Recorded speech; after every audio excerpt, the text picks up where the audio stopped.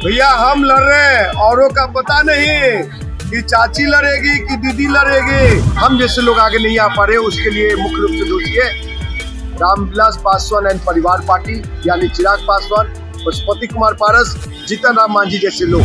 तो जब अवसर नहीं मिलेगा तो समाज का विकास भी नहीं हो सकता। ये अभियान चलाई जाती तो आज दलित शोषित वंचित लोग बहुत आगे होते, गरीब शोषित वंचित बहुत आगे होते। तो उस आरक्षण का एक ही मायने था कि जो दलित शोषित वंचित है और जो वीकर सेक्शन है उसको सामंतवादियों के बराबर में मुख्यधारा में लाने की बात थी।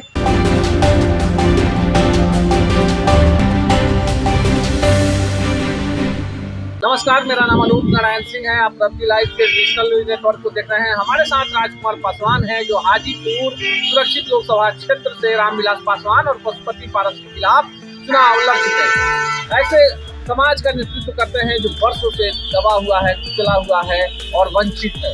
क्या लगता है राजकुमार पासवान, देश की आजादी के बाद आरक्षण सिर्फ समाज के ऊपर? साहब, अगर इस परिप्रेक्ष्य को आप जानना चाहते हैं तो इसके लिए भी आज़ादी के बाद से अभी तक अगर देखें तो इसके लिए भी राजनीति हुई है। लेकिन समाज को जब आरक्षण दिया गया तो उस आरक्षण का एक ही मायने था कि जो दलित शोषित वंचित है और जो वीकर सेक्शन है उसको सामंतवादियों के बराबर में मुख्यधारा में लाने की बात थी।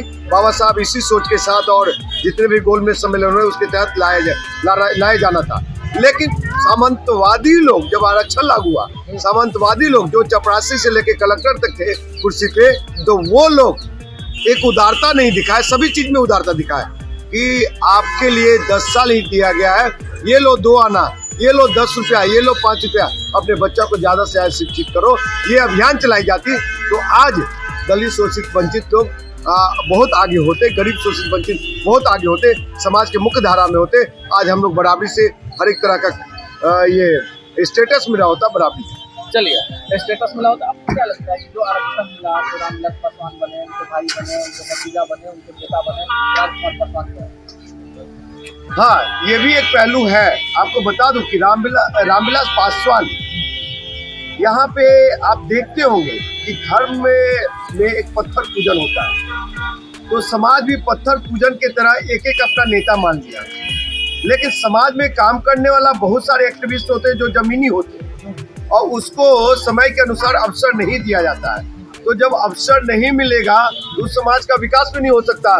तो इसीलिए पासवान परिवार हो, चाहे हमारे जो कहा जाता है कि दुसाध चमार मुसहर डोम हमारे भाई है, यानी SC/ST भाई है, वो SC/ST भाइयों का जो विकास नहीं हुआ इसके लिए मुख्य दोषी इस तरह के नेता लोग हैं। और बिहार में खास करके जो दलित आज भी दलित हैं, SC/ST भाई लोग आज भी गरीब हैं और हम जैसे लोग आगे नहीं आ पा रहे, उसके लिए मुख्य रूप से दोषी है रामविलास पासवान एंड परिवार पार्टी, यानी चिराग पासवान, पशुपति कुमार पारस, जीतन राम मांझी जैसे लोग। क्या चुनाव लड़ेंगे इस बार हाजीपुर? भैया हम लड़ रहे हैं, औरों का पता नहीं कि चाची लड़ेगी कि दीदी लड़ेगी कि जीजा लड़ेंगे कि चच्चा लड़ेंगे कि मौसा लड़ेंगे कि कौन लड़ेगी, कि राजकुमारी देवी लड़ेगी कि रीना पासवान लड़ेगी। हम लड़ रहे हैं और वहाँ की जनता हमारे ऊपर विश्वास करने जा रही है और इस बार लड़ाई में हम नंबर 1 पे रहेंगे। ये लोग जो है, एक जाएंगे पंजाब, दूसरा जाएगा खगड़िया, और इनकी 2009 में जो रामविलास पासवान जी की हार का मुंह देखना पड़ा था, पूरा परिवार हार गया था। इस बार भी सुप्रा साफ, जमुई से चिराग पासवान, समस्तीपुर से प्रिंस राज पासवान, हाजीपुर से गायब हो जाएंगे पशुपति कुमार पारस। क्या लगता है इस बार भी जातीय सर्वे रिपोर्ट हुआ है, उसका महागठबंधन दिखाएगा? देखिए, महागठबंधन अब किस तरह से इसको देखती है, क्या कि जातीय जनगणना में बिहार में 35 वर्षों से सामाजिक न्याय की सरकार है। इस सामाजिक न्याय में सबसे ज्यादा भागीदारी, हिस्सेदारी पिछड़ा लोग ले गया है, समझे।